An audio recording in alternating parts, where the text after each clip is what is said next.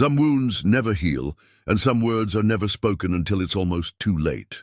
For 15 years, Silas Boone has lived alone in the Bitterroot Mountains, haunted by the brother he lost and the bitter words that drove them apart. When a wounded donkey appears at his cabin door one morning, Silas finds a note tied to its halter that changes everything. The message is from Emmett, his younger brother he thought was gone forever. For all the things I couldn't say, maybe he can carry them better than I did. As the old mountain man reads those words, he breaks down completely. This beaten-up donkey has traveled hundreds of miles to deliver the most important message of Silas's life. What terrible journey brought this animal to his door, and what happened to the brother who sent it? Before we jump back in, tell us where you're tuning in from, and if this story touches you, make sure you're subscribed, because tomorrow I've saved something extra special for you. The morning mist hung thick between the towering pines as Silas Boone knelt beside the wounded donkey in his cabin's clearing. His weathered hands, scarred from decades of mountain living, moved with surprising gentleness as he examined the animal's injuries. 3 deep gashes marked its flanks, and its left foreleg bore the swollen evidence of a hard fall. Yet despite its obvious pain, the creature's dark eyes held a stubborn dignity that reminded Silas of someone he'd tried hard to forget. The yellowed note crinkled in his shirt pocket as he shifted position, its words already burned into his memory.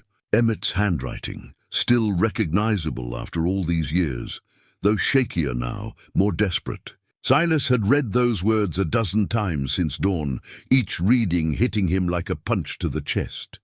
"Easy there, old friend," he murmured to the donkey, applying salve to the worst of the wounds. "You've come a long way to find me, haven't you?" The animal nickered softly as if understanding. Its pack lay nearby where Silas had carefully removed it, the leather worn smooth by countless miles and harsh weather.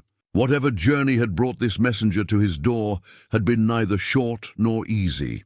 Silas's cabin sat in a natural bowl carved between 3 peaks, accessible only by a narrow trail he'd spent years making deliberately difficult to follow. He'd chosen this place for its isolation, its ability to keep the world, and his memories at bay. Pine and aspen surrounded the clearing, their branches forming a living wall that changed with the seasons but never truly opened. In winter, the snow could pile 8 feet deep, cutting him off completely for months at a time. He preferred it that way. The cabin itself was solid work, built with his own hands from lodgepole pine and chinked with mountain clay. 2 rooms and a stone fireplace, with a root cellar dug deep into the hillside. Everything a man needed to live simply and alone. The only decorations were practical.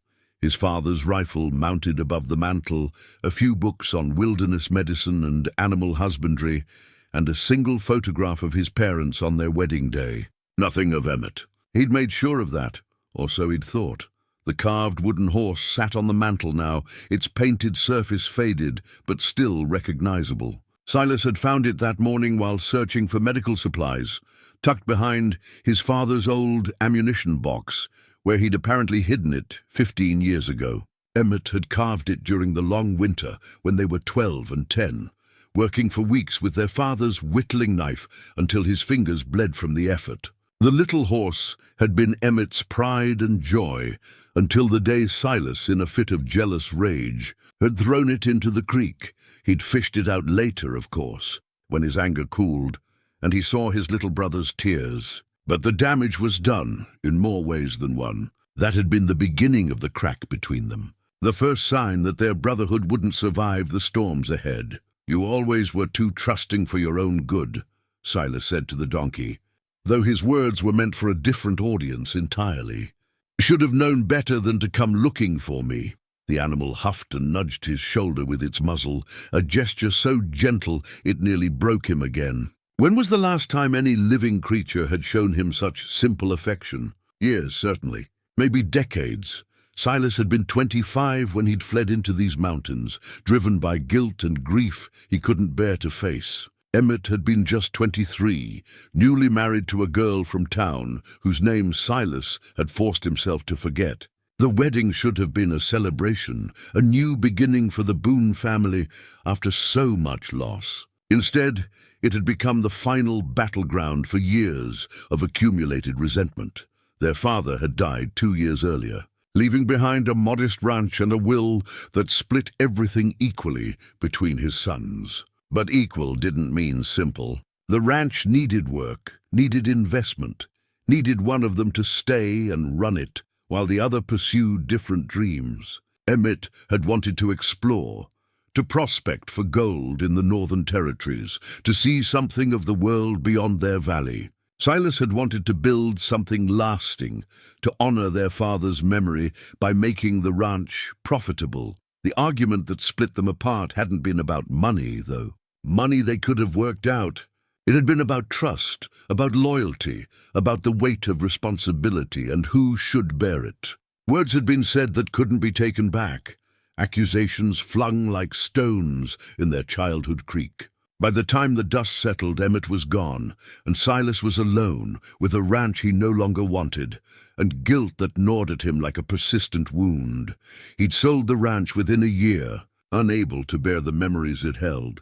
The money had bought him supplies and solitude, everything he thought he needed to start over. But starting over, he'd learned, was different from moving on. 15 years of mountain living had taught him to track elk through fresh snow, to read weather patterns in the behavior of birds, to live off the land with nothing but his wits and will. It hadn't taught him how to forgive himself. The donkey shifted under his hands, reminding him of the present moment. Its breathing was steady now, the worst of its injuries cleaned and bandaged. It would live, though it would carry scars from whatever ordeal had brought it here. Scars, Silas reflected, seemed to be the common currency of the Boone family. He rose and walked to his cabin's single window, gazing out at the mountains that had been his sanctuary and his prison. Somewhere beyond those peaks, Emmett had lived his own life, made his own choices, perhaps even found peace. The note suggested otherwise, but 15 years was a long time. People changed. Circumstances changed. Brothers became strangers. The morning sun climbed higher, burning off the mist and revealing the full scope of the wilderness that surrounded them. This was God's country, vast and unforgiving, but possessed of a beauty that could break your heart if you let it. Silas had let it, had used that beauty as a buffer against human connection and its inevitable disappointments. The mountains didn't judge. They didn't abandon you when times got hard. They simply endured, season after season, storm after storm, but mountains didn't forgive either. And they didn't love you back. The donkey struggled to its feet, testing its injured leg with careful weight. It was healing fast, faster than Silas had expected. Mountain animals were tough that way. They had to be to survive. The creature moved to the edge of the clearing and looked back the way it had come, ears pricked forward as if listening for something only it could hear. "Missing home already?" Silas asked, following its gaze. "Can't say I blame you. This place isn't exactly built for company."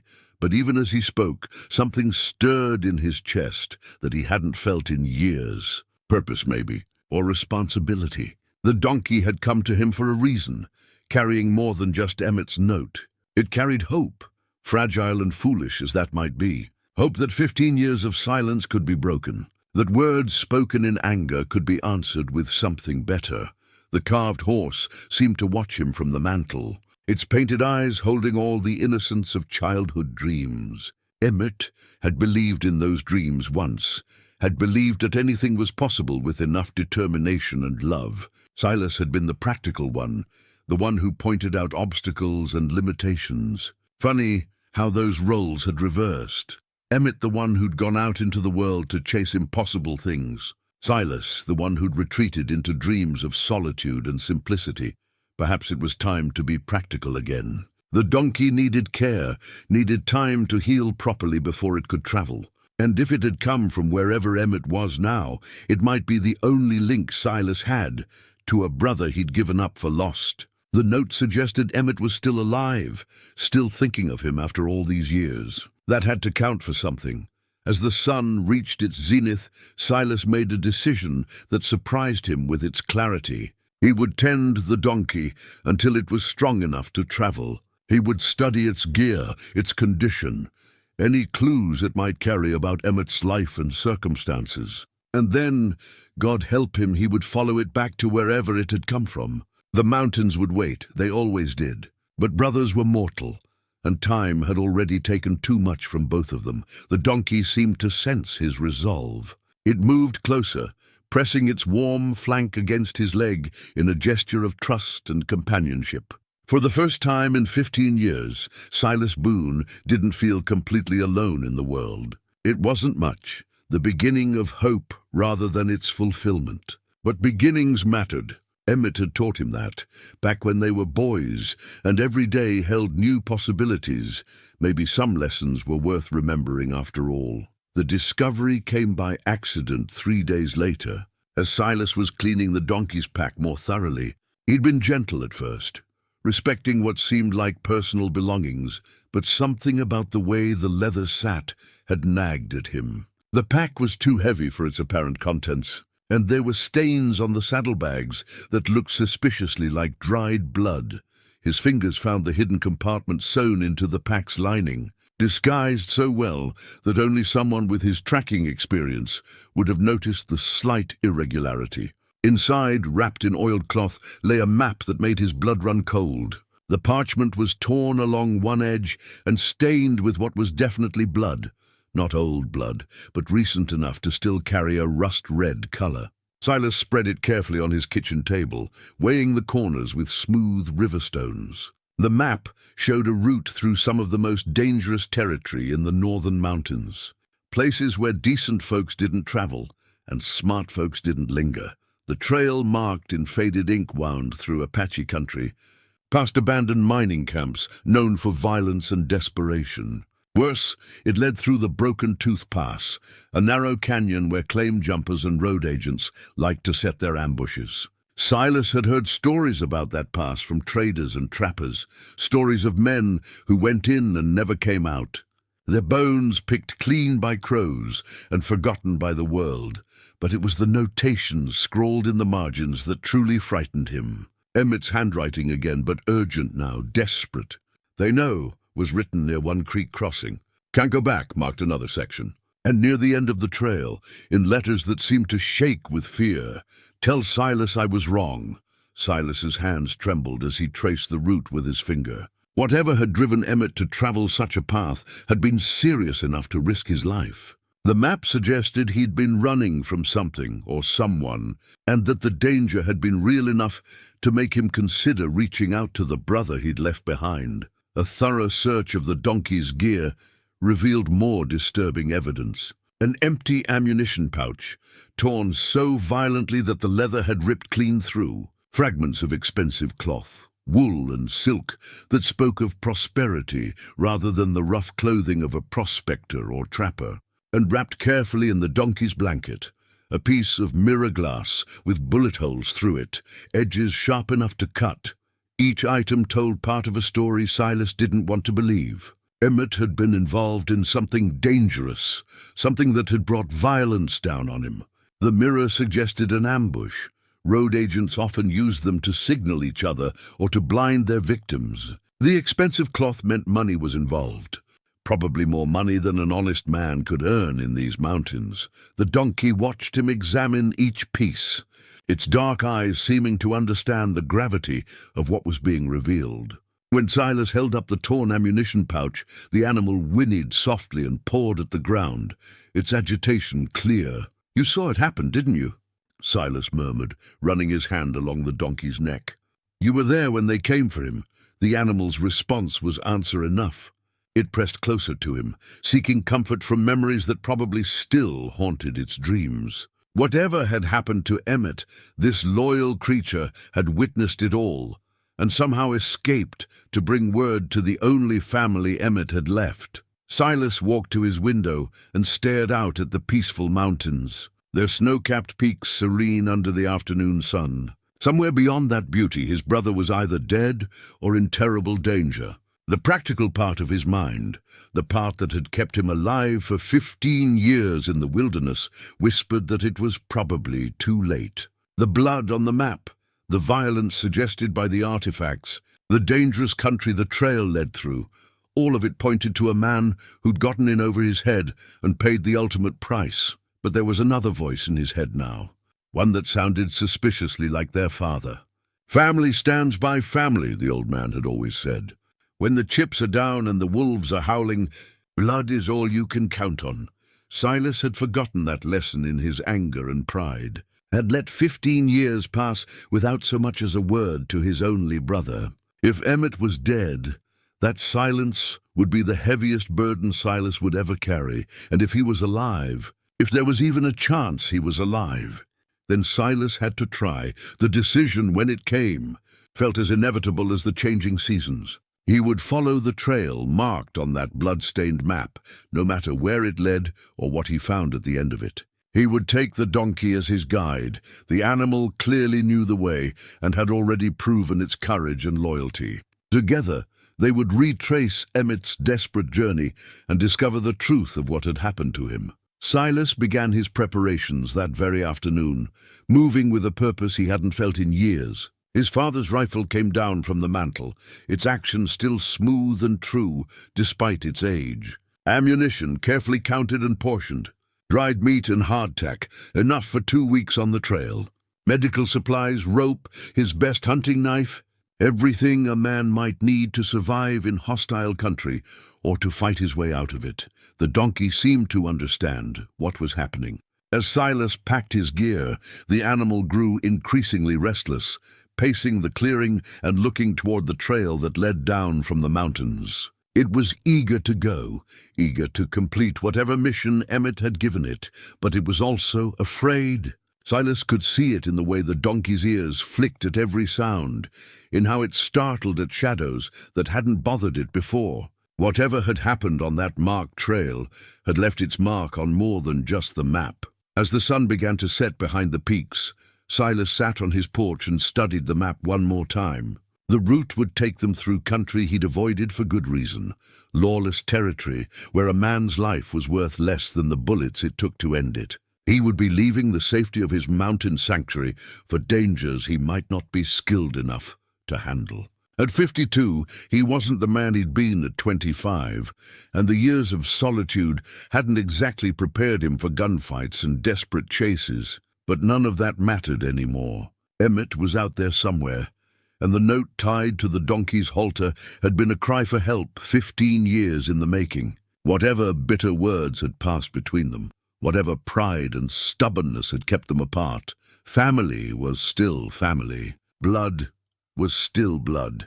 The donkey came to stand beside his chair as darkness gathered, its presence a solid comfort in the growing shadows. Tomorrow they would begin a journey that might very well end both their lives. But tonight, for the first time in 15 years, Silas Boone felt like he had a purpose worth the risk. He folded the map carefully and tucked it into his shirt pocket next to Emmett's note. Tomorrow couldn't come soon enough. Dawn broke clear and cold. As Silas loaded his pack, the weight of 15 years of isolation settling on his shoulders like an old coat. The donkey stood patiently while he secured his gear, its breath forming small clouds in the crisp mountain air. Everything he might need for the journey was carefully arranged. Ammunition in waterproof pouches, dried provisions wrapped in oiled canvas, his father's rifle cleaned and ready as he cinched the last strap.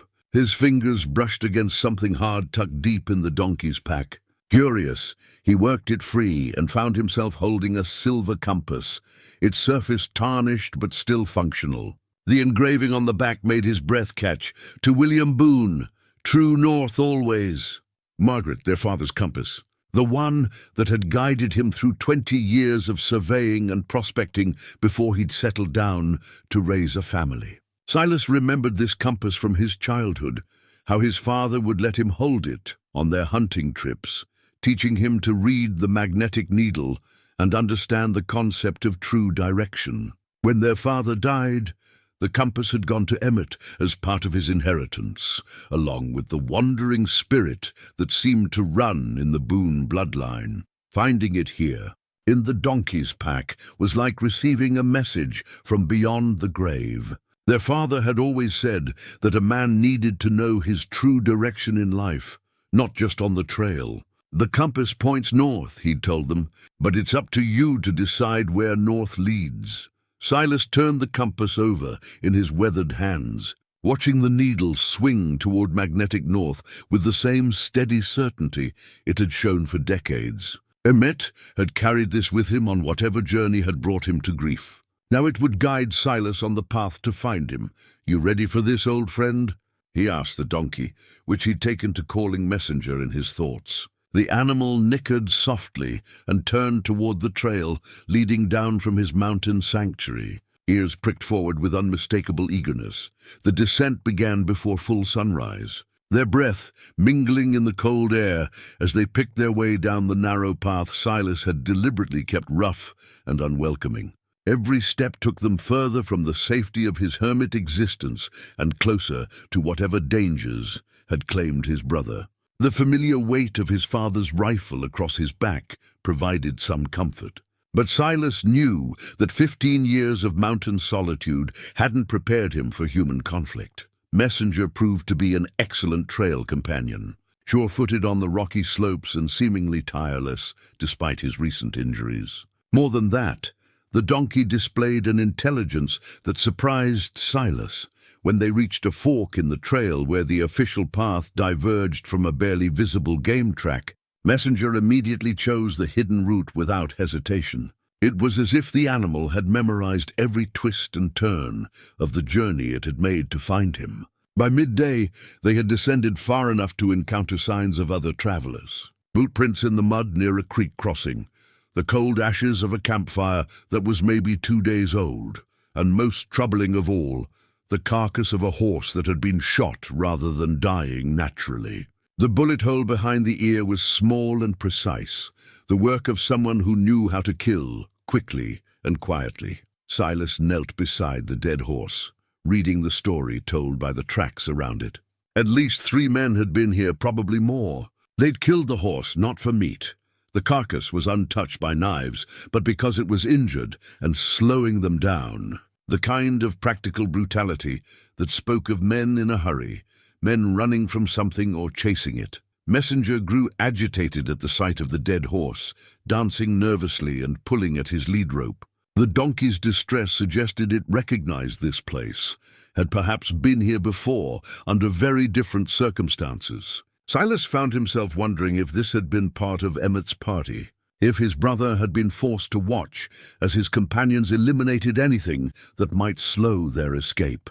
They pushed on through the afternoon, following a trail that grew increasingly treacherous as it wound through narrow defiles and across exposed ridges. The country was changing around them, becoming wilder and more lawless with each mile. This was territory where honest men traveled in large groups or not at all, where the law was whatever a man could enforce with his gun and his will. As the sun began its descent toward the western peaks, Silas called a halt in a sheltered grove near a small stream. The water was clear and cold, perfect for refilling their canteens and giving Messenger a well-deserved drink. But as the donkey lowered its head to the stream, Silas noticed something that made his blood run cold. Scratched into the bark of a nearby aspen tree were fresh initials, EB plus MR, Emmett Boone plus someone with the initials MR. The carving was recent, probably made within the last few weeks, and below it, someone had scratched a rough heart. Even in his desperate flight, Emmett had taken time to memorialize what looked like a love affair. The discovery hit Silas like a physical blow. Emmett had found someone, had fallen in love deeply enough to risk marking their initials on a tree in the middle of dangerous country. The romantic gesture spoke of a man who still believed in hope and love, despite whatever troubles were pursuing him. It made the silence between the brothers even more painful. 15 years during which Emmett had lived, loved, and apparently found happiness that Silas knew nothing about. Messenger noticed Silas's distress and moved closer, pressing his warm flank against the man's leg in a gesture of comfort. The donkey's loyalty was absolute and unconditional, a sharp contrast to the pride and stubbornness that had kept the Boone brothers apart for so long. He found someone, Silas murmured to the animal, running his hand along its neck. After all these years, he found someone who mattered enough to carve her initials in a tree. Makes you wonder what else I missed while I was playing hermit in the mountains. The shadows were growing longer, and Prudence suggested they should make camp soon, rather than travel in darkness through unfamiliar and potentially hostile territory. But the initials on the tree had given Silas a sense of urgency that hadn't been there before. Emmett wasn't just his estranged brother anymore. He was a man in love, a man who had found something worth fighting for. If there was any chance he was still alive, still in need of help, then every hour of delay might be the one that cost him his life. As they prepared to move deeper into the wilderness, Silas found himself gripping his father's compass with new determination. True north had never mattered more than it did right now.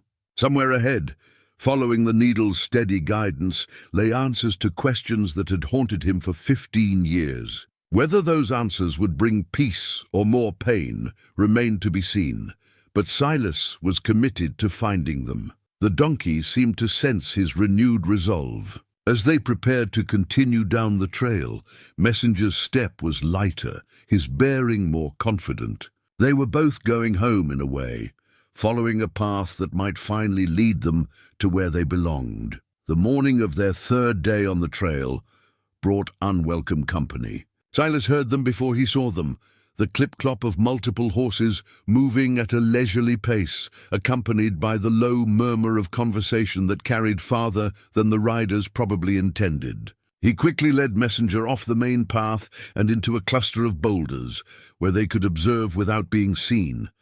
3 men on horseback came into view, their mounts well-fed and their gear expensive. Not prospectors or trappers then, but men with money and purpose. The leader was a lean man, with a carefully waxed mustache and a pearl-handled pistol that caught the morning light. His companions looked like hired muscle, broad-shouldered men with the relaxed alertness of those accustomed to violence. "Trail's still fresh," the leader was saying as they passed. "Can't be more than a week ahead of us." "Assuming the beast didn't die in the wilderness," replied one of his companions, a man with arms like tree trunks and scars across his knuckles. "Lot of ways for a pack animal to meet its end out here." The leader pulled up his horse and studied the path ahead with predatory focus. "That donkey's too smart to die easy, and too valuable to lose. When we catch up to it, we'll have everything we need to finish this business properly." Silas's blood turned cold. They were hunting Messenger, which meant they were connected to whatever had happened to Emmett. The casual way they discussed the donkey's value suggested it carried more than sentimental importance. Perhaps it held information or evidence that could harm them. After the riders disappeared around a bend in the trail, Silas remained hidden for another hour, making sure they weren't doubling back. When he finally emerged from cover, he found Messenger trembling. Whether from cold or fear, he couldn't say. The donkey had clearly recognized the voices, and its reaction confirmed Silas's worst suspicions about what they were walking into. "Easy, boy," he whispered, stroking the animal's neck. "We're not going to let them catch us." But even as he spoke the words, Silas felt a chill of doubt. 3 armed men on horseback against 1 aging hermit and a wounded donkey. The odds were not encouraging. His years of mountain living had taught him survival skills, but avoiding human predators was different from tracking elk or weathering storms.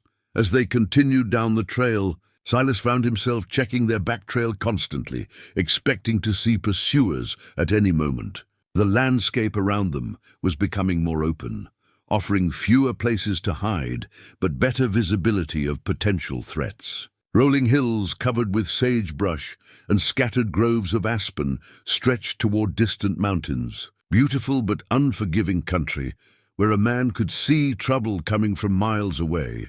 It was near midday when Messenger led him off the main trail toward what looked like a pile of weathered rocks. As they drew closer, Silas realized it was actually the ruins of an old cabin, its roof collapsed and walls partially fallen. But someone had been here recently, very recently. The ashes in the fire pit were still warm, and fresh boot prints marked the dusty floor.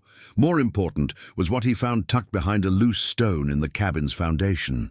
Another piece of the puzzle that was Emmett's story, a fragment of a wanted poster. Torn and stained, but still legible enough to make Silas's heart race. The partial image showed a man's face, undoubtedly Emmett, though older and harder than Silas remembered. Below the picture were the words "wanted for" and "reward 500, with the rest torn away. But it was enough to confirm what Silas had begun to suspect. His brother had become an outlaw, a man with a price on his head. The shock of seeing Emmett's face on a wanted poster was like a physical blow. This wasn't the boy who had carved wooden horses and dreamed of adventure. This was a man who had run afoul of the law, who had enemies willing to pay handsomely for his capture. The romantic notions Silas had harbored about rescuing his wayward brother suddenly seemed naive and dangerous. But as he studied the poster more carefully, details began to bother him. The image was too clear, too professional for a typical frontier wanted poster. Most such notices were crude sketches or poor photographs, but this showed remarkable detail and quality. Moreover, the reward amount was unusually high for a simple criminal. $500 was the kind of money offered for killers and bank robbers, not petty thieves or claim jumpers. Messenger grew increasingly agitated as they examined the ruins, pacing in tight circles and occasionally pawing at specific spots on the ground. Following the donkey's lead, Silas discovered more evidence of recent occupation: a tin cup that still held dregs of coffee, a piece of jerky wrapped in cloth, and most telling of all, a few strands of brown hair caught on a splintered beam at shoulder height. Emmett had been here, probably within the last few days. The realization filled Silas with both hope and dread. His brother was alive, or had been very recently, but he was also clearly running from determined pursuers. The 3 riders they'd encountered that morning were probably just one group among many hunting for the man whose face graced that wanted poster. As afternoon shadows began to lengthen, Silas made the difficult decision to push on rather than make camp in the ruins. If Emmett had used this place as a way station, others might know about it too. The last thing he wanted was to be trapped in a partially collapsed building when hostile visitors arrived. Messenger seemed eager to leave as well, tugging at his lead rope and looking toward a narrow canyon that led deeper into the mountains. The donkey's behavior suggested their destination lay in that direction. Through country that looked increasingly wild and lawless, they traveled until nearly dark, following game trails and dried creek beds that would hide their passage from casual observers. When they finally made camp in a hidden grove near a small spring, Silas allowed himself no fire despite the evening chill. The risk of discovery was too great now that he knew they were being actively pursued.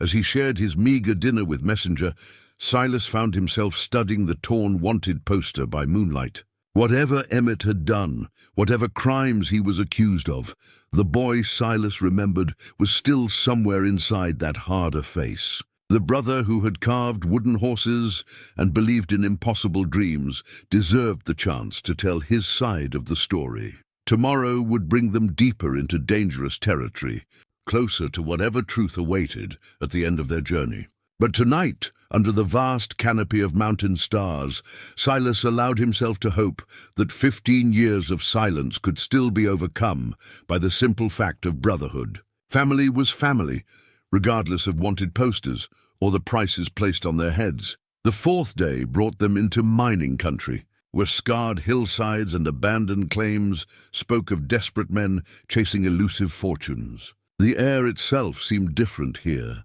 thinner somehow, tainted with the metallic taste of broken dreams and bitter disappointments. Messenger picked his way carefully through the debris of failed enterprises, rusted sluice boxes, collapsed mine shafts, and the skeletal remains of wooden structures that had once housed hope. It was near one of these abandoned operations that Silas made the discovery that changed everything. Tucked beneath a pile of rocks that had clearly been placed deliberately lay a leather document case, its contents protected by oiled cloth and careful wrapping. Inside, Silas found papers that made him question everything he thought he knew about his brother's situation. The gold mining claim was official, properly filed with territorial authorities, and bearing all the necessary stamps and signatures. According to the documents, Emmett Boone and his partner, Juan Miguel Rodriguez, held legal rights to a section of Willow Creek that showed significant promise for placer mining. The claim was dated just 8 months ago, suggesting that Emmett's recent troubles were connected to this venture.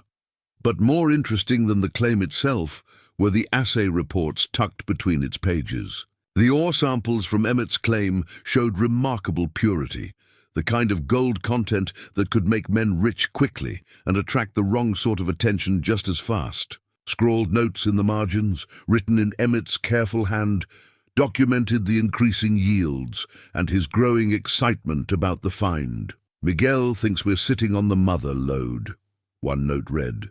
"Says he's never seen ore this pure outside of California.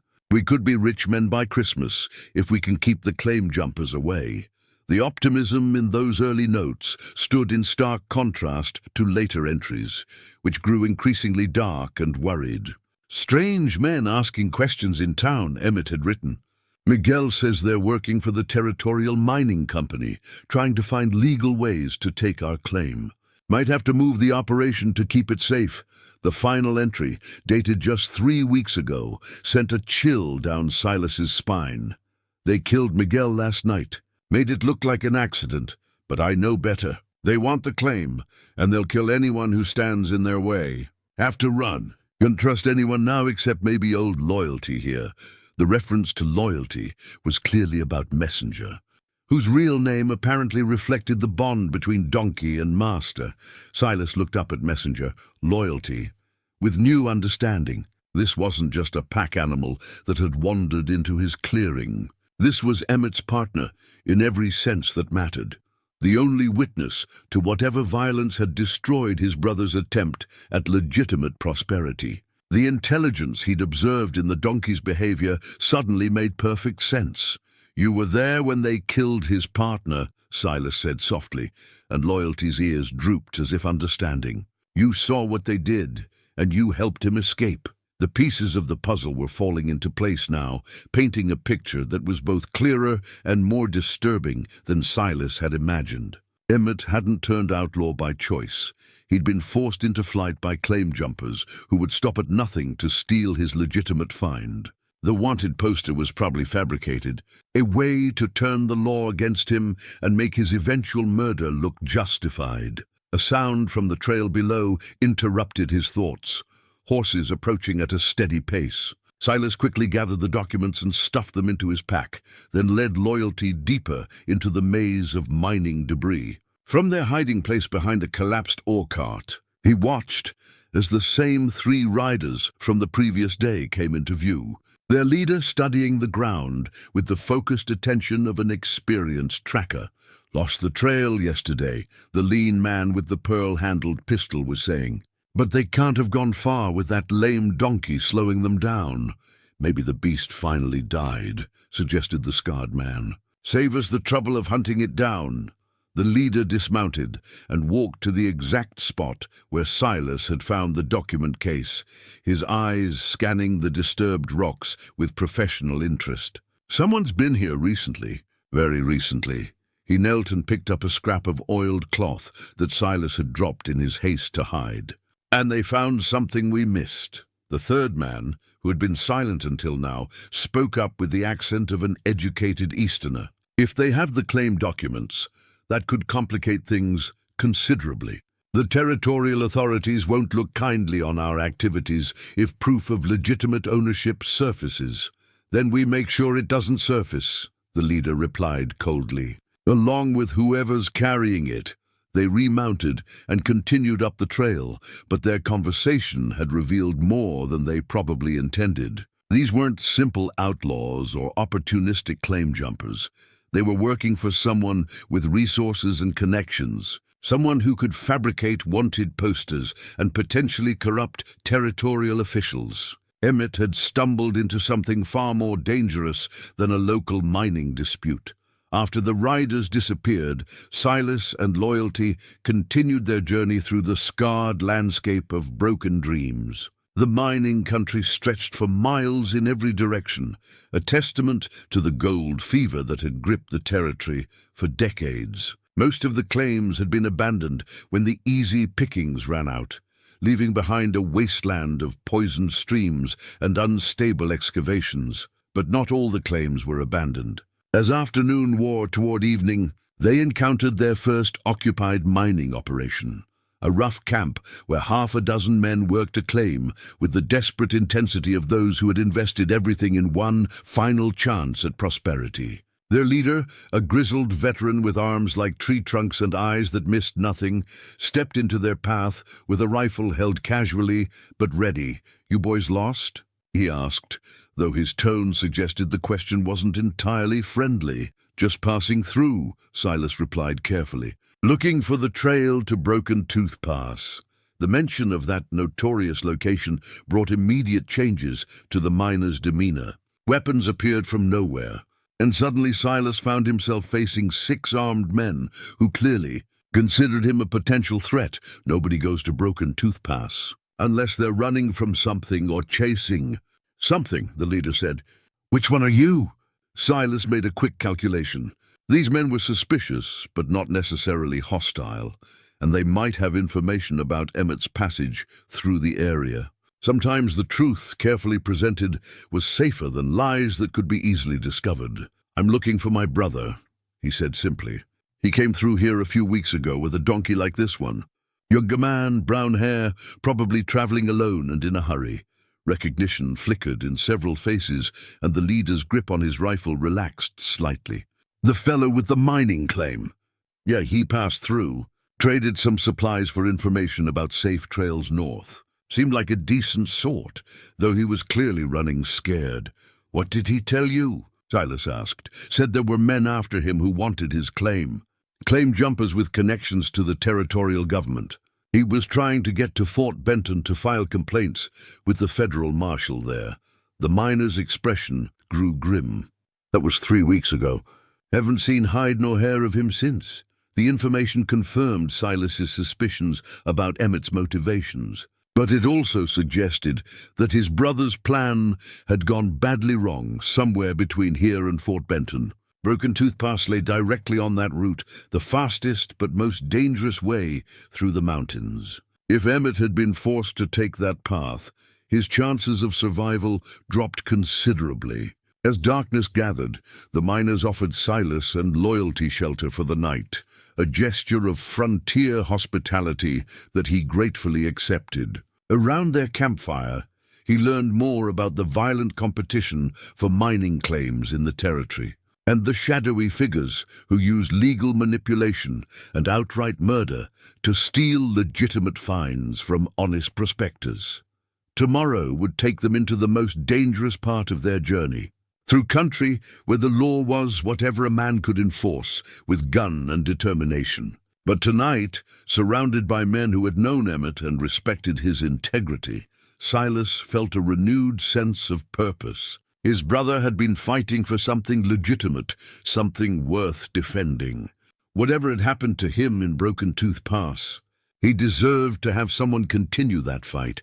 The 5th day dawned gray and threatening, with heavy clouds rolling in from the northwest and the smell of snow in the air despite the season. Silas and Loyalty left the miners' camp before sunrise, following a trail that grew steadily more treacherous as it wound toward the entrance of Broken Tooth Pass. The landscape around them seemed to mirror the approaching storm. Jagged rocks thrust up from barren soil like broken bones, and twisted trees clung to impossible slopes with desperate tenacity. It was in this desolate country that Silas made a discovery that brought tears to his eyes and changed his understanding of his brother's final days. Hidden beneath a cairn of stones that looked natural but had clearly been arranged with care, he found a small leather pouch containing the most personal artifact yet, a wedding ring strung on a delicate gold chain. The ring was simple but well made, the kind of band a working man might buy for the woman he loved. Inside the band, barely visible in the morning light, were initials engraved with obvious care: EB to MR forever, Emmett Boone to someone whose name began with MR, the same initials carved into the aspen tree days earlier. Maria Rodriguez, perhaps, connected to the Miguel Rodriguez, who had been Emmett's mining partner. The discovery hit Silas like a physical blow. Emmett had married. After all these years of separation, his brother had found love and built a life that included partnership, prosperity, and commitment. The woman who wore this ring had been important enough that Emmett carried it with him, even while fleeing for his life, and precious enough that he'd hidden it carefully rather than risk losing it to thieves or claim jumpers. Loyalty seemed to recognize the ring, nickering softly and nudging Silas's shoulder with obvious affection. The donkey's reaction confirmed what the artifact suggested. This wasn't just some casual relationship, but a marriage that had brought real happiness to both participants. Emmett had found what Silas himself had never managed, someone to share his dreams and struggles. The pouch contained other items that painted a picture of domestic happiness, now shattered by violence. A pressed flower from what looked like a wedding bouquet. A small sketch of a woman's face, drawn with the careful attention to detail that came from love and constant observation. And most heartbreaking of all, a brief letter in feminine handwriting that began, "My dearest Emmett," and spoke of missing him while he was away at the claim. As Silas read the letter by the grey morning light, he began to understand the true scope of what had been taken from his brother. This wasn't just about a mining claim or even personal safety. It was about a man trying to protect the woman he loved from the violence that surrounded them. The letter mentioned threats, men asking questions in town about Emmett's whereabouts, and Maria's growing fear for their future together. "I pray every night that you'll come home safe," the letter concluded. "The money doesn't matter if something happens to you. Please be careful, my love. I couldn't bear to lose you now that we've found each other." The words cut deep because they revealed how isolated Silas had become from normal human emotions. While he'd been nursing his grievances and pride in the mountains, Emmett had been building something beautiful with another person. The marriage represented everything Silas had given up when he chose solitude over the messy complications of human relationships. But it also explained why Emmett had been willing to fight so hard for his mining claim. It wasn't about personal wealth or adventure. It was about providing security for the woman he'd married. A man with a wife to protect might well risk everything rather than surrender to claim jumpers and corrupt officials. The approaching storm forced them to seek shelter in a shallow cave carved into the rocky walls of the pass. As rain began to fall in heavy sheets, Silas found himself studying the sketch of Maria Rodriguez and wondering what had become of her. If Emmett had been running for 3 weeks, she was probably frantic with worry by now. Or worse, if the claim jumpers had decided she was a liability, she might be in as much danger as her husband. Loyalty huddled close to him in the cave.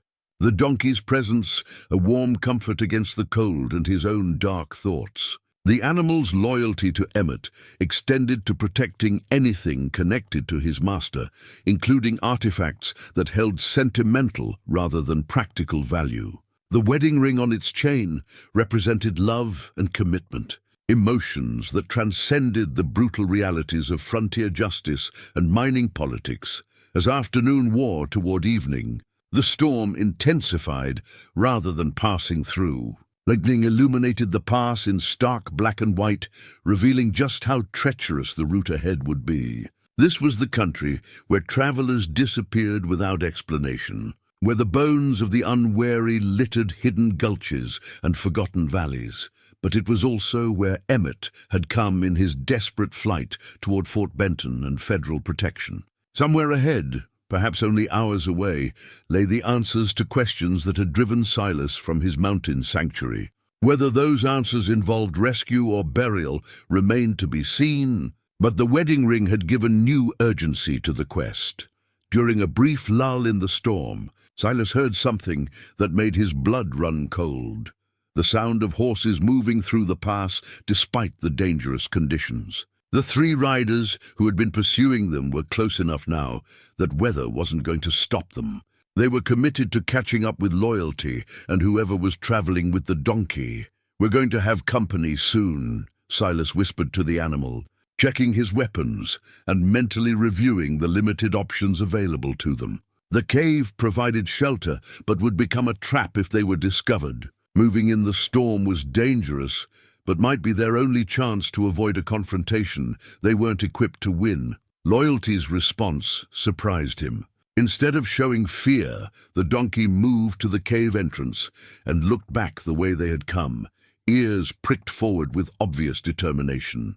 There was something almost human in that gaze, a quality of resolve that spoke of experiences far beyond what any ordinary pack animal should possess. "You've been through this before, haven't you?" Silas asked quietly. "You helped him escape once already. Maybe you can do it again." The rain continued to fall as darkness gathered, but Silas felt a strange sense of peace settling over him. He'd spent 15 years avoiding conflict and human complications, but now he was committed to a course that might well end in violence. The wedding ring in his pocket reminded him that some things were worth fighting for, even if the odds were hopeless. Tomorrow would bring them to the heart of Broken Tooth Pass, where his brother's fate had been decided. Whether it brought rescue or revenge, Silas was ready to face whatever waited in the shadows ahead. The storm passed near midnight, leaving the air crisp and clean, but the rocks treacherous with moisture.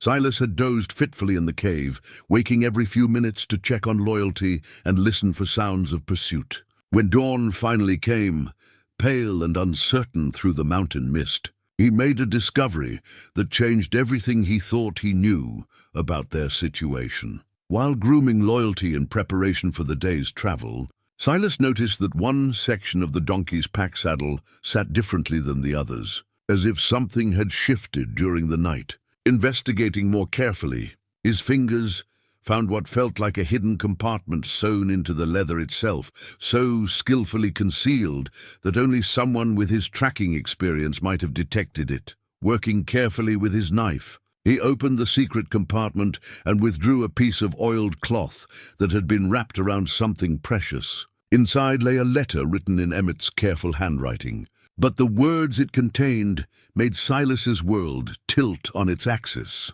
"Silas," the letter began, "if you're reading this, then Loyalty found you like I prayed he would, and you cared enough about your stubborn brother to follow him back into danger. I know what you're thinking, that I'm dead or captured, that this is about revenge or rescue. But you're wrong, brother. I'm alive, but I'm trapped, and I need your help more than I've ever needed anything in my life." Silas read the words again, hardly daring to believe them. Emmett was alive. The note, tied to Loyalty's halter, hadn't been a dying man's farewell.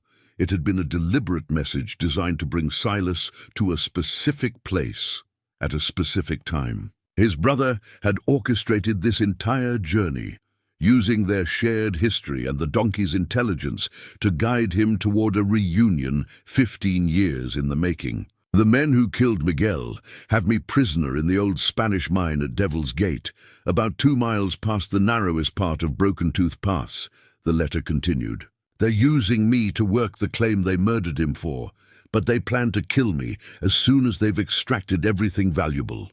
They don't know about this letter, or that I trained Loyalty to find you if something went wrong.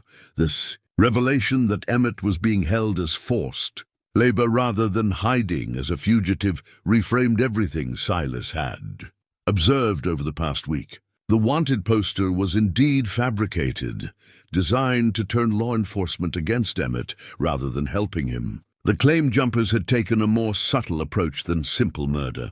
They were using his expertise to maximize the value of their stolen property before disposing of him permanently. "I know you think I'm a fool for getting into this situation," Emmett's letter went on, "and maybe you're right. But Maria is pregnant, Silas. We're going to have a baby, and I couldn't let these bastards take away our chance at a real future. The claim is worth more than we ever imagined, enough to set up our family for generations. I had to fight for it." The news of impending fatherhood hit Silas like a physical blow. Emmett wasn't just a husband now, he was going to be a father. The stakes of their situation had just become immeasurably higher. A pregnant wife waiting at home, probably frantic with worry. A brother trapped in a mine, forced to work for the men who had murdered his partner. And somewhere in the distance, the sound of horses that meant their pursuers were getting closer. The men holding me don't know about Maria's condition, the letter continued. She's staying with her sister in Silver Creek until I can make things safe. If something happens to me, please find her and tell her that I tried to do right by our child. Tell her that every day in this hole, I thought about holding our baby and giving him or her the kind of life our father gave us before everything went wrong. Silas found himself gripping the letter so tightly that his knuckles turned white. The mention of their father and the life they'd shared before pride and anger drove them apart was like a key turning in a lock he'd kept sealed for 15 years. Emmett remembered the good times too. The brotherhood they'd shared before adult complications destroyed their family bonds. I've been training loyalty for weeks to make this journey if necessary, the letter explained. He knows the way to your cabin and back again. More importantly, he knows the secret trails that avoid the main routes where the claim jumpers have posted sentries. Follow his lead completely. He'll take you to places where you can observe the mine without being detected. The men holding me don't expect rescue because they think I'm completely alone in the world. The sophisticated planning revealed in the letter showed a side of Emmett that Silas had never fully appreciated. His younger brother had grown into a man capable of complex strategy and long-term thinking, someone who could train an animal to carry out an intricate rescue mission. The Emmett he remembered from their youth had been impulsive and emotional. This version was calculating and patient. There are 6 of them total, the letter continued. But only 2 or 3 stay at the mine at any given time. The others rotate back to town to maintain their legitimate businesses. The leader is a man named Fletcher, who owns the hardware store in Millerville. He uses his position to gather information about successful claims and then organizes the takeovers. He's smart, ruthless, and connected to territorial officials who look the other way in exchange for payoffs. The scope of the corruption was staggering. This wasn't just about one mining claim or even one family's tragedy. It was a systematic operation designed to steal from honest prospectors across the entire territory. Emmett had stumbled into something much larger and more dangerous than a simple dispute over mining rights. I need you to know that I never stopped thinking about you during these 15 years. Emmett's letter concluded.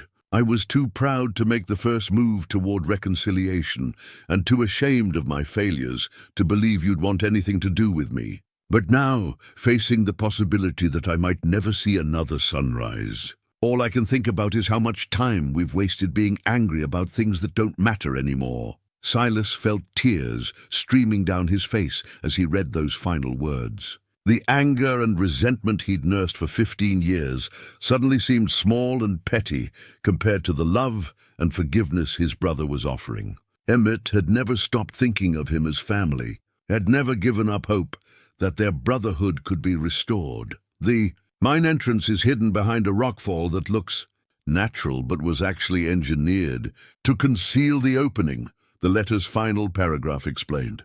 Loyalty knows where it is and how to approach without triggering the sentries they've posted.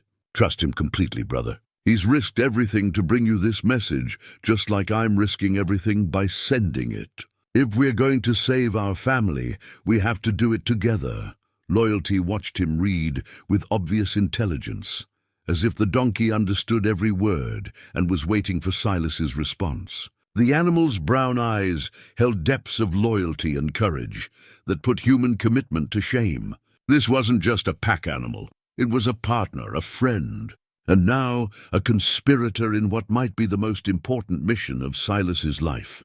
The sound of approaching horses was growing louder, which meant decision time was rapidly approaching. He could try to evade their pursuers and make his way back to his mountain sanctuary, pretending he'd never received Emmett's message. Or he could trust in Loyalty's training and his own wilderness skills to attempt a rescue that would either reunite their family or get them both killed, as Silas folded the letter and tucked it carefully into his shirt pocket next to Emmett's original note. He realized there had never really been a choice at all. Family was family, and 15 years of separation couldn't change the fundamental truth of brotherhood. Whatever dangers lay ahead in the Spanish mine at Devil's Gate, he would face them with the same stubborn determination that ran in Boone blood. "All right, old friend," he whispered to Loyalty. "Let's go bring our boy home."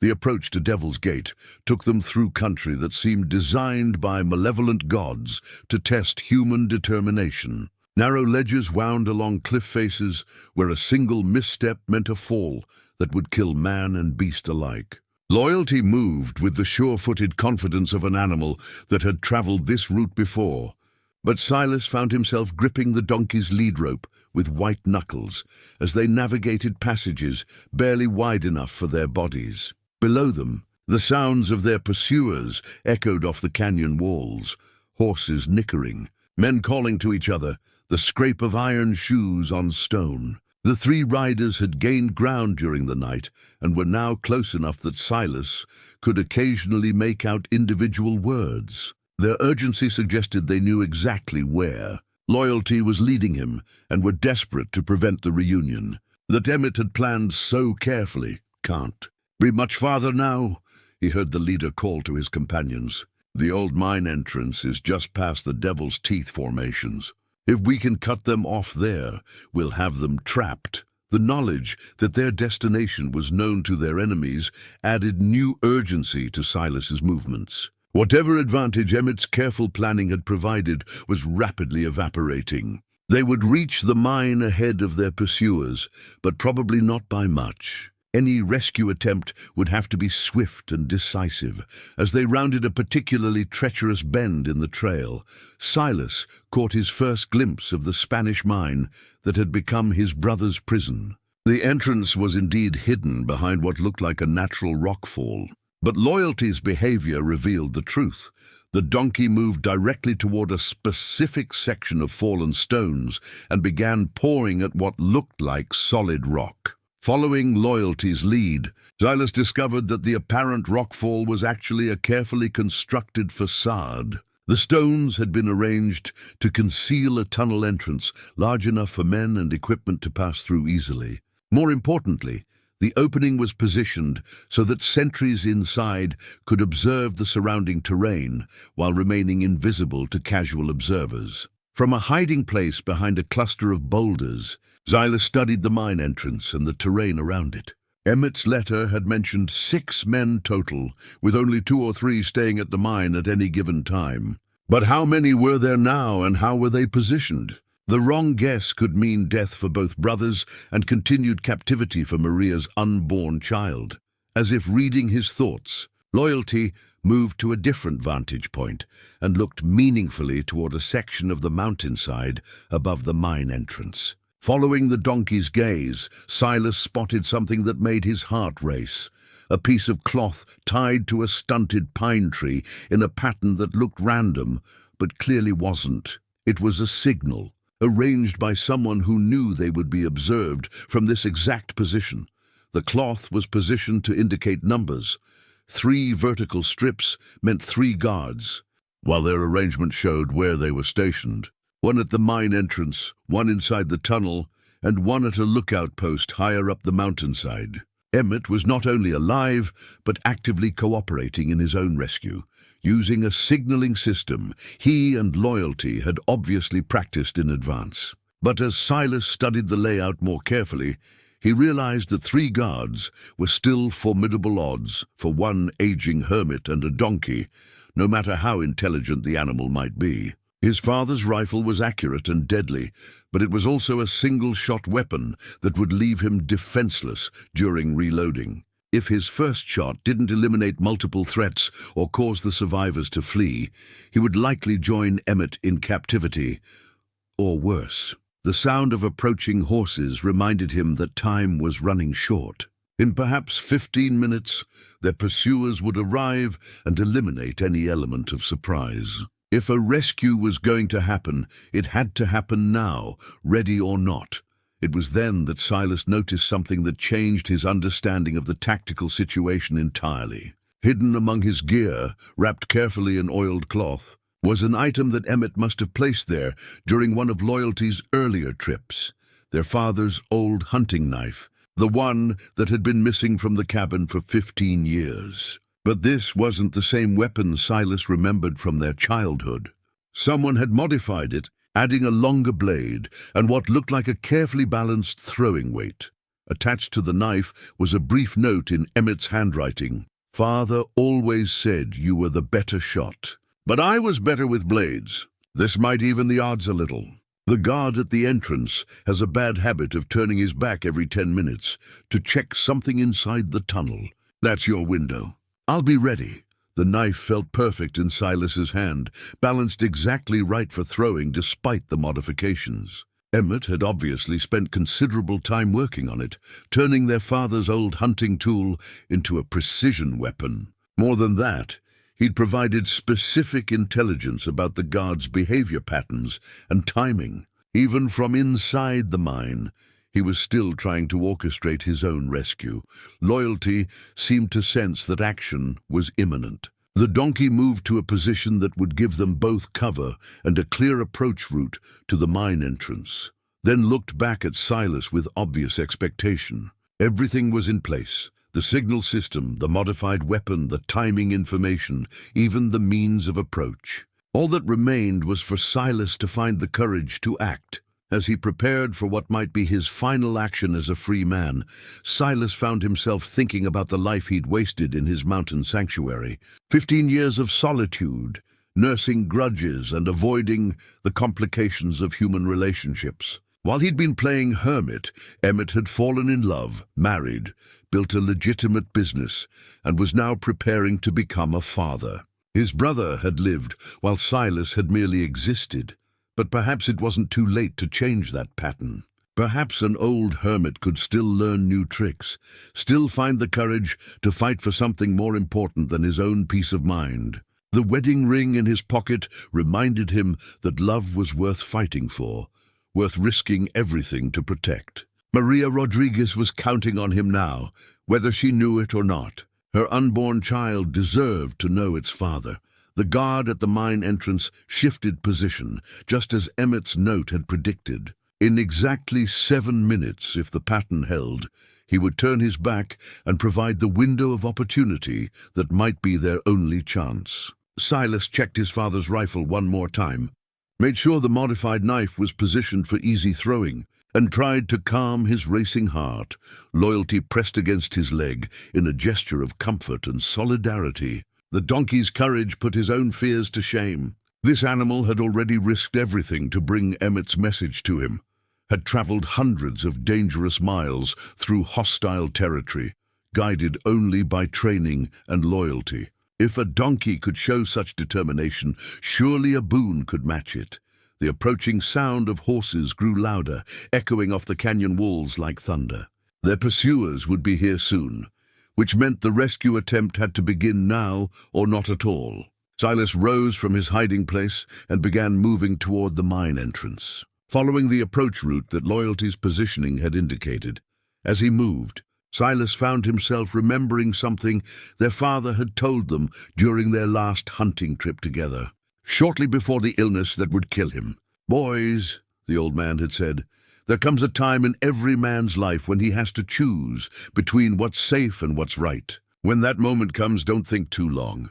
Just act on what you know in your heart to be true." Silas knew what was true now. Family was more important than safety. Love was worth fighting for. And 15 years of separation was long enough for any family to endure. As he raised his father's rifle and prepared to announce his presence to the guards, he felt a peace he hadn't known since childhood. Whatever happened in the next few minutes, he would face it as a Boone, with courage, determination, and an absolute refusal to abandon the people who mattered most. The guard began his turn toward the tunnel entrance, just as Emmett had predicted. Silas took careful aim and prepared to change everything. The shot echoed through the canyon like divine judgment, and the guard at the mine entrance crumpled without a sound. Silas's aim had been true, just as their father had taught him all those years ago on hunting trips in these same mountains. The modified rifle, their father's weapon, passed down through generations of Boones, had spoken with the authority of family honor and brotherly love. Loyalty immediately began moving toward the mine entrance, following what was clearly a rehearsed plan. The donkey's intelligence and training showed in every step as he approached the concealed opening without hesitation, positioning himself to block the tunnel mouth and prevent escape while Silas dealt with the remaining guards. The second guard emerged from the tunnel entrance at the sound of the gunshot, his own weapon drawn, but his eyes struggling to adjust from the darkness inside to the bright mountain sunlight.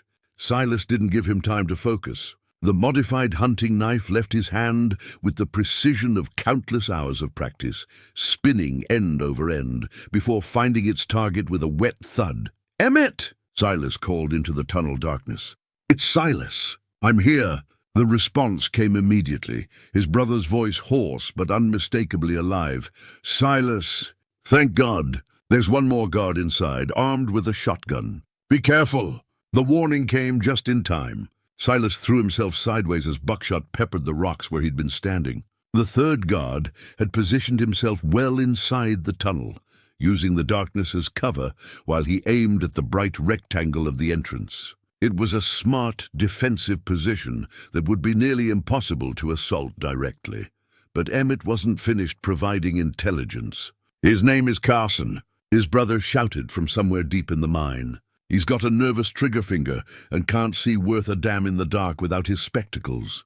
They're hanging on his belt."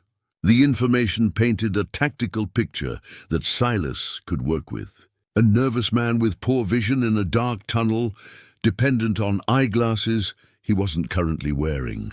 The kind of adversary who might make mistakes if pressured properly. "Carson," Silas called into the tunnel. "Your friends are dead. Throw down your weapon and you can walk out of here alive." The response was immediate. Another blast of buckshot that went wide but showed the guard's position more precisely. He was perhaps 20 feet inside the tunnel, positioned behind what sounded like mining equipment that would provide good cover from direct assault but limit his own. Mobility, loyalty solved the tactical problem with the kind of animal cunning that no human planning could have anticipated. The donkey began braying loudly, not in fear or pain, but with the deliberate rhythmic call that donkeys use to communicate over long distances.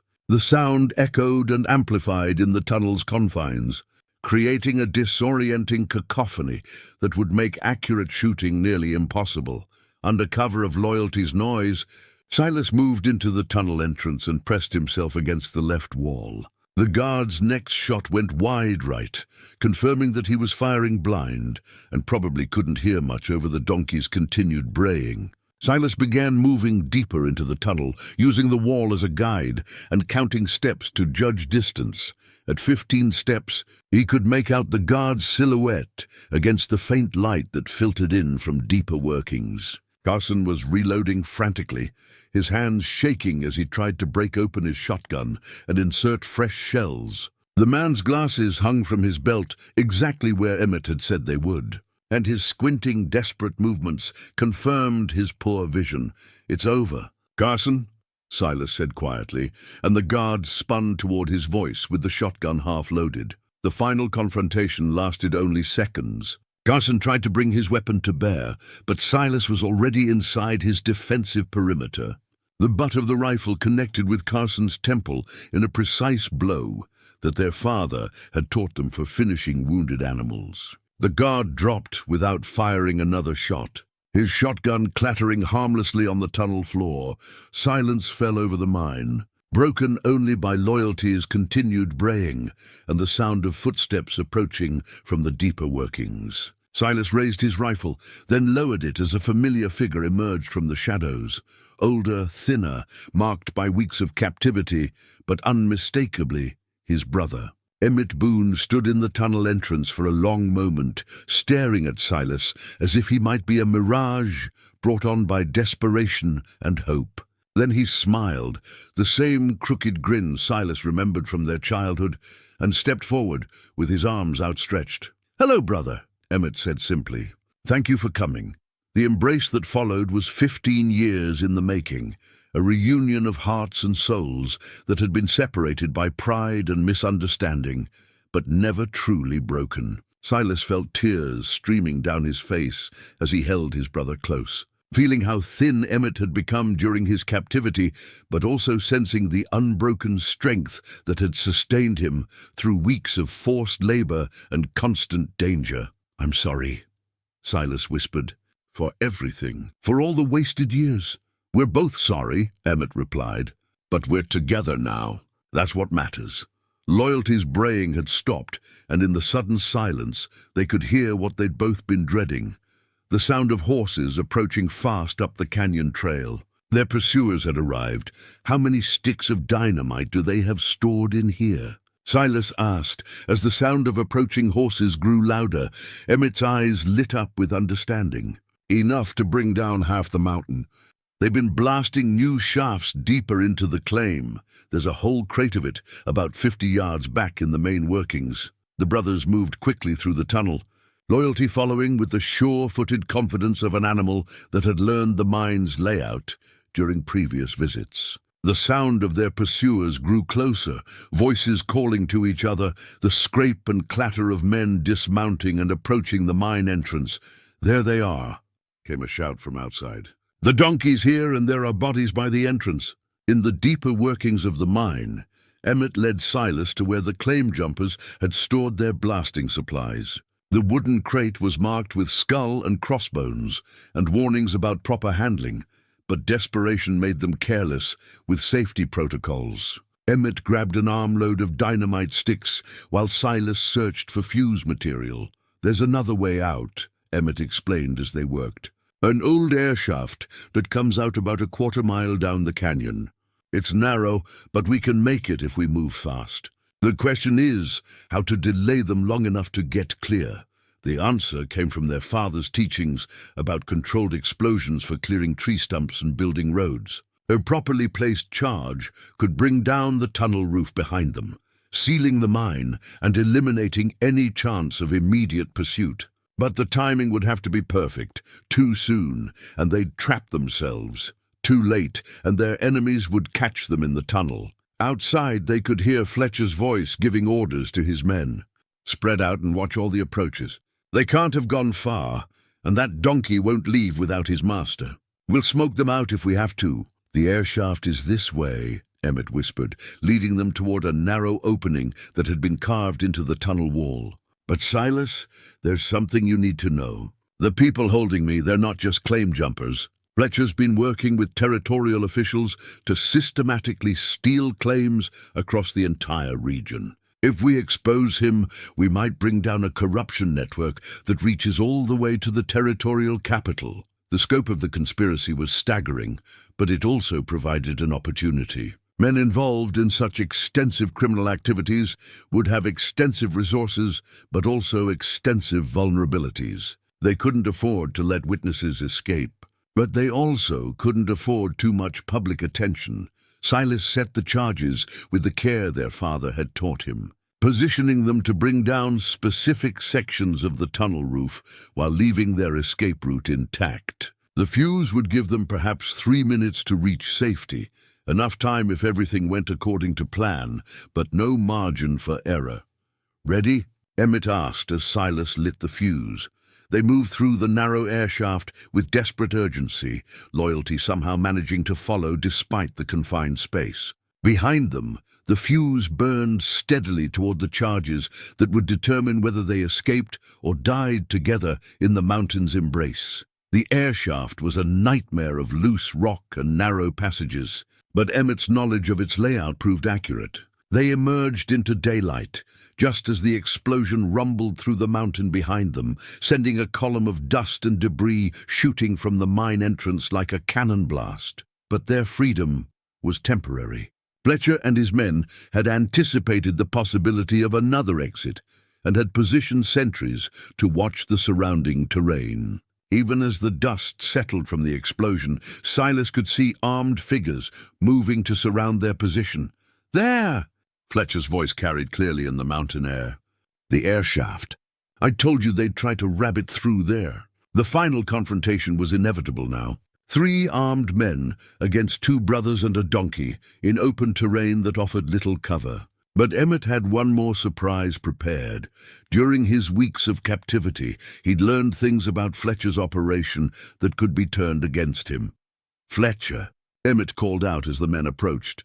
"I know about the federal marshal's investigation, about the evidence you've been trying to bury. Kill us, and you'll only confirm what he already suspects." The claim jumper's advance faltered. "You're bluffing, Boone. There's no investigation.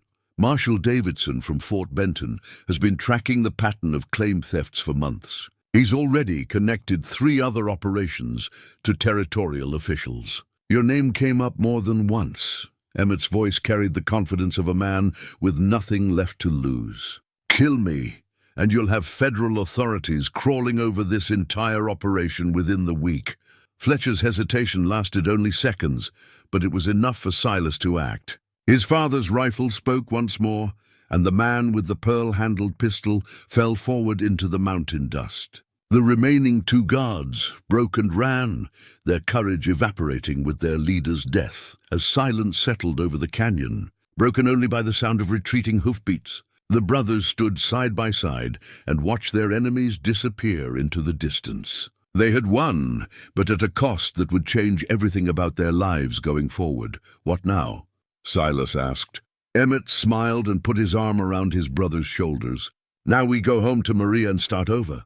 All of us together." 3 months later, Silas sat on the porch of a small cabin in Silver Creek, watching his brother carve a new wooden horse while Maria Rodriguez Boone hummed softly in the kitchen, her pregnancy now showing clearly beneath her worn but clean dress. The scene was so peaceful, it was hard to believe they had ever faced mortal danger in the mountains. Harder still to remember the 15 years of bitter separation that had preceded their reunion. The new horse taking shape under Emmett's careful knife was different from the childhood toy that had started their journey toward reconciliation.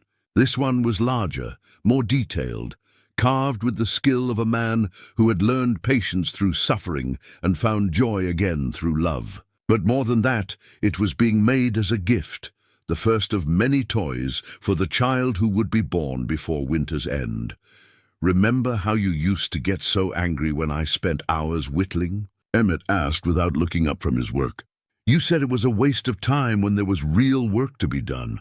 Silas smiled and leaned back in his chair, a piece of furniture that creaked with age, but supported him with the solid reliability of things built to last. "I was wrong about a lot of things in those days.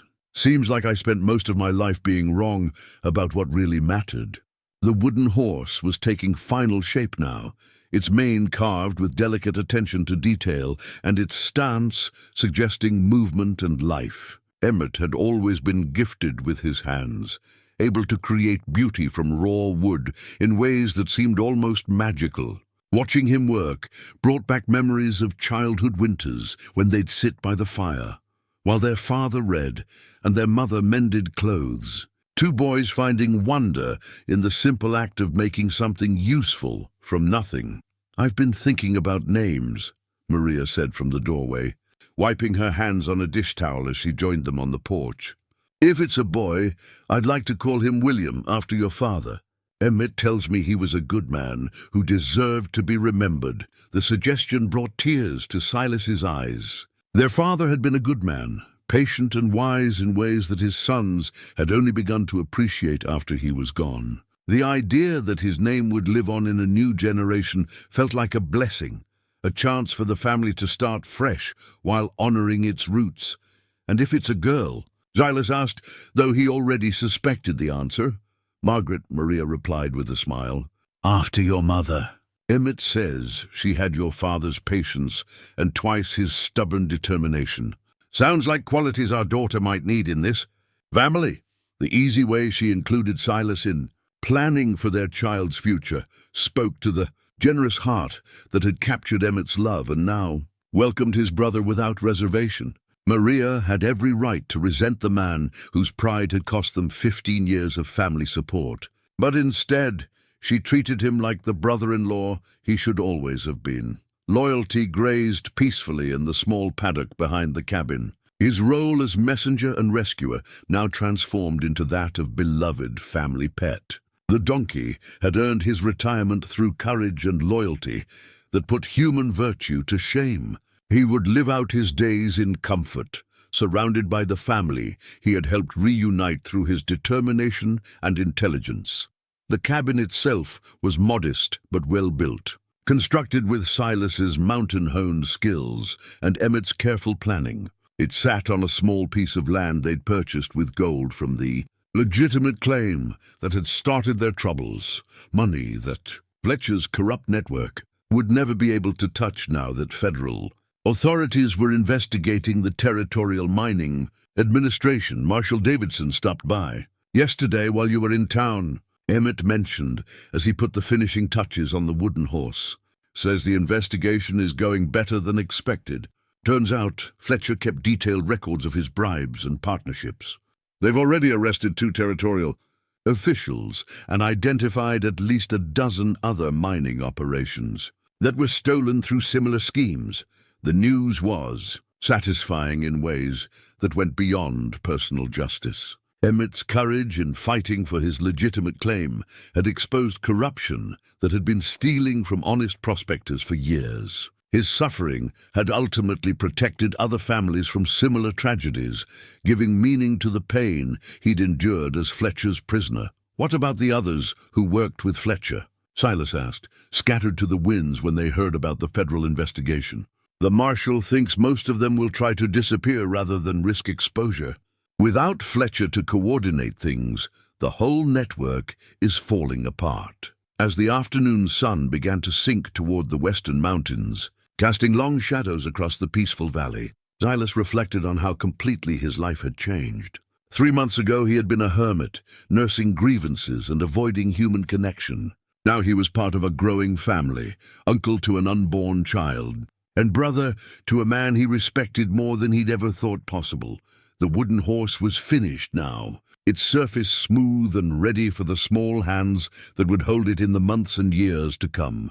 Emmett held it up to catch the light, examining his work with the critical eye of a craftsman who refused to accept anything less than his best effort. "It's beautiful," Maria said, taking the toy and running her fingers over its carved details. "Our child is going to love it, just like his father loved the first one you carved," Silas added quietly.